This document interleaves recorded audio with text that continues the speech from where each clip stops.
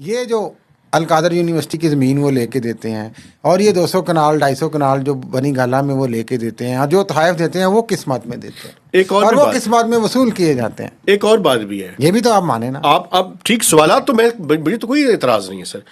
ایک اور سوال بھی ہے، ان پہ جو جرمانہ ہوا تھا وہ 460 ارب روپے کا، یا 450 یا 460 ارب روپے، یہ کوئی 60-70 ارب روپے تو اس سے کلیئر ہو گیا. کچھ انہوں نے پہلے بھی جمع کروائے تھے، کچھ پہلے بھی جمع، باقی پیسوں کا کیا ہوا ہے کوئی پتہ نہیں. سپریم کورٹ جانے اور وہ جانے. یہی تو ایشو ہے نا. یہ جو طاقتور لوگ ہیں ان کی چیزوں کے بارے میں ہر چیز ہی مبہم ہے.